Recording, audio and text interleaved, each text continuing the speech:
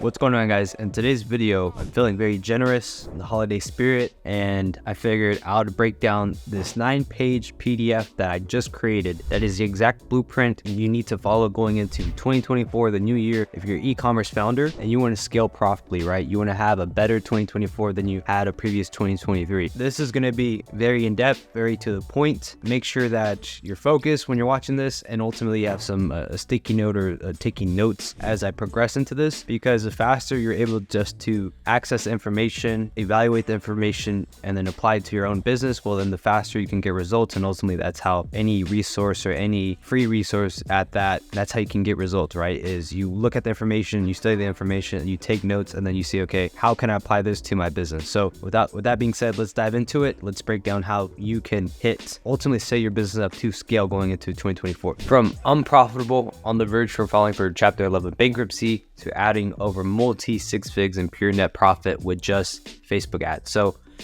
I mean, I've seen every single brand come into our portfolio. I've seen bootstrap companies. I've seen companies backed by VC investors. And ultimately, I mean, these same mechanisms that hold a brand back from scaling or even seeing a profit is replicated across any brand, right? Doesn't matter if they're at multi 7 figures, doesn't matter if they're multi 6 figures, doesn't matter if they're multi 5 figures a month and just pure revenue. Now, the focus in my role here is pretty simple, right? We have a ton of unprofitable e-com founders, and my focus when I come into these companies as a consultant, as I'm helping them build in-house for exits, I'm trying to save their business. I'm trying to generate a profit. Now, disclaimer, these results highly correlated with product market fit. What is covered today is solely principles that can be applied into your business. In no way, shape, or form does this guarantee success. Every brand is different, every product's different, every customer base is different. What works today might not work tomorrow, but when you follow principles instead of just tactics or strategies or the new hack in 2024, you're setting up your business for success. And as I covered here, every product, every brand is different, and it requires a unique set of strategies. Because if you're in the apparel industry, you can get away with more collection drops, right? If you're more of like a boutique, lean, single hero SKU, well, then you have to innovate some sort of product line so that you can upsell, downsell, or cross-sell, right? Because if you just have one single hero SKU, well, then you're capped to what you can scale to, or you have to either go horizontal and just do a ton of new brand design collections, or you go up the vertical and you say, okay, if a specific customer has a problem here and they also have another problem here, maybe I could innovate a new product that could solve for that bottleneck. Now, with anything you do in life, right, you can either work with an expert or you can go at it yourself. You can check out my case studies, you can check out my portfolio, you can check out my YouTube channel and just the amount of content I've been posting as of this year. You can check out what ultimately I do, my background, and I've seen everything, you can name it. I come from a heavy DTC background. I've been in e-commerce for 4 years now. So you can work directly with me and my team to mitigate risk and increase probability of seeing a net profit, or you can just go at this by yourself and just kind of wing it. But if you don't know how to run ads, or if you don't know how to understand the sales funnel, well, then hopefully this protocol or this PDF gives you your North Star direction. So let's just cover common misconceptions of running a DTC brand.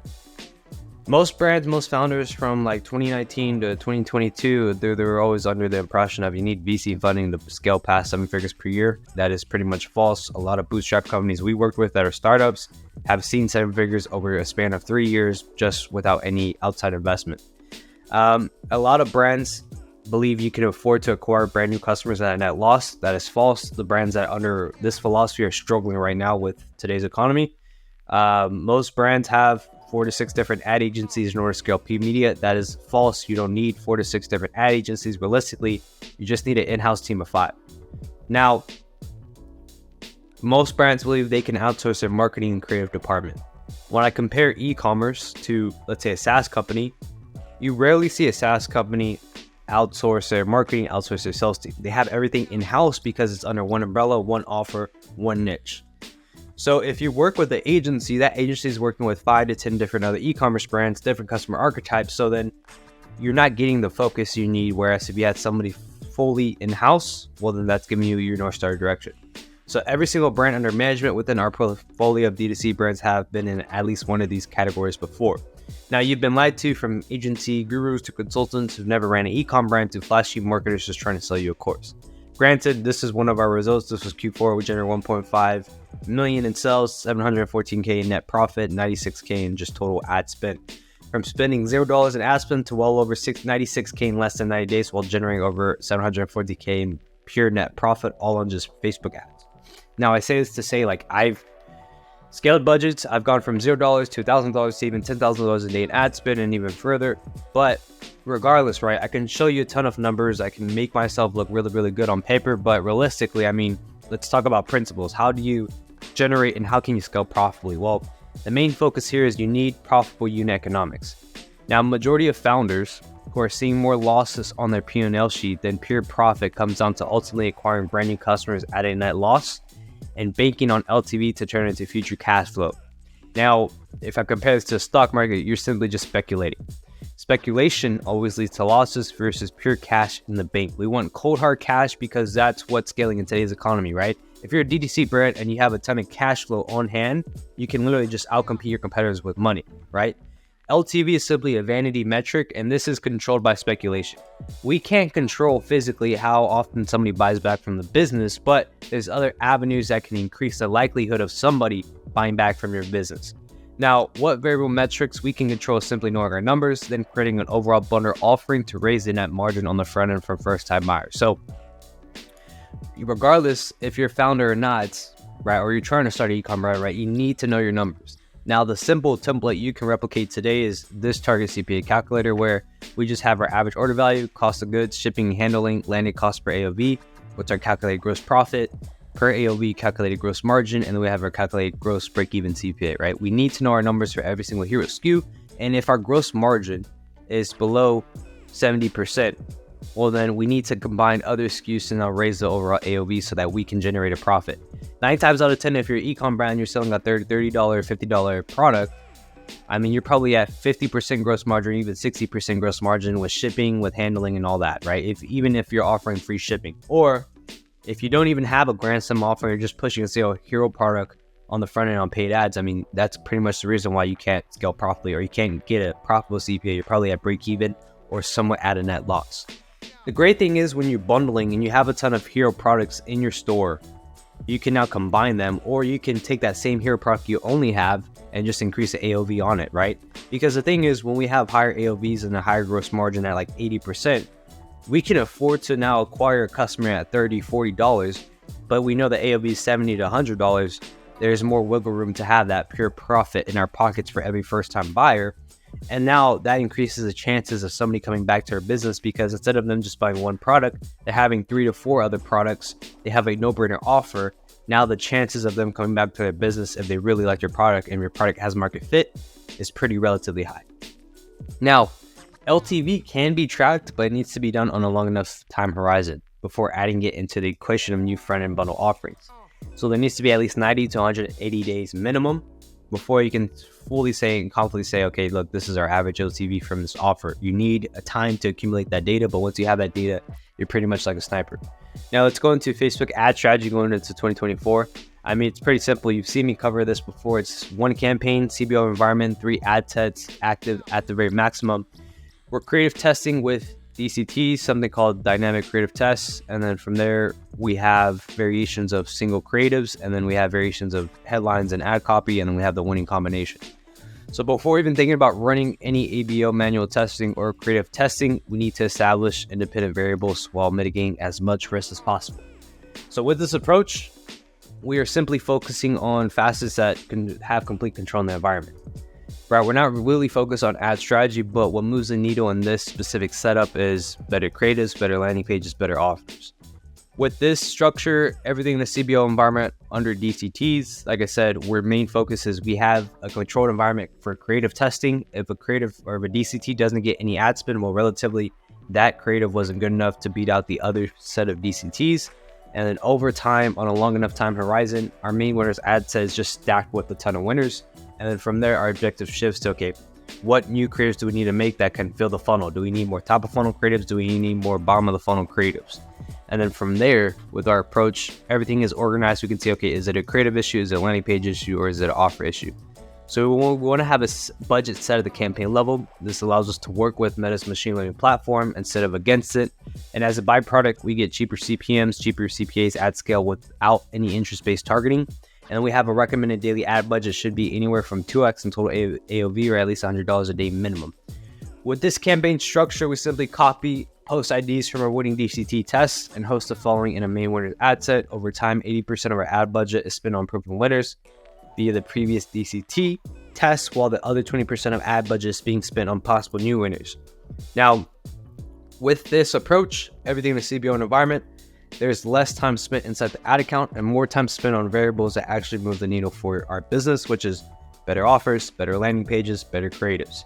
Now, when it comes to troubleshooting the sales funnel, in order to pinpoint where the bottleneck lies within the sales funnel, we need soft metrics to give us more of an idea of, okay, is it a creative issue? Is it a post-click experience issue? Or is it a front-end offer issue?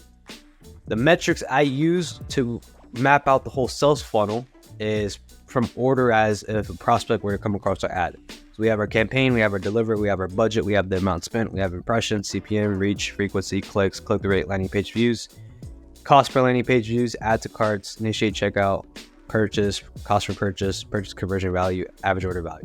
Like the exact steps from A to B for a brand new prospect to come across the ad, landing on the landing page, and then actually convert. We have that mapped out here from the sales funnel perspective.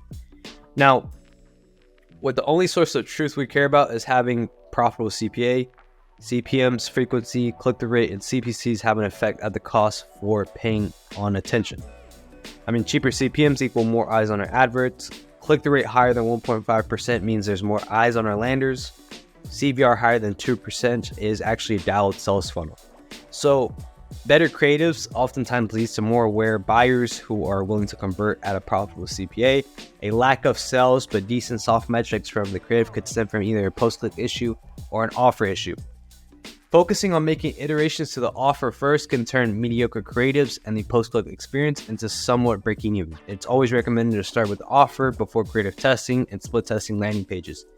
So no matter what, I mean, there's no specific order of operations that follow as each brand is different, but the common pattern I've noticed is the first point of adjustment is iterations to the offer. Then you go into heavy creative testing. Then you have final iterations to the destination page, whether you're doing a split test of collection page versus direct landing page, or you're making different changes to the copy on the specific landing page. So as customers view the creative first, then fall into the post-click experience, that's pretty much the map out process of what you need to follow. So to summarize everything, I'm going to keep it as high level as possible is, if you want to get results, you need profitable unit economics, a profitable CPA. With this ad strategy, nowadays, your time is focused on high revenue driving activities, which is better creatives, better landing pages, better offers. And then from there, you're constantly in a site or in a state of troubleshooting the sales funnel. So either you're making better creatives, maybe you're adjusting the post-click experience, or you're just maybe making iterations to the front end offer. And as simple as it sounds, that's literally all you need to do to generate a profit for your business. Because the moment you have a profitable CPA, you have more cash flow.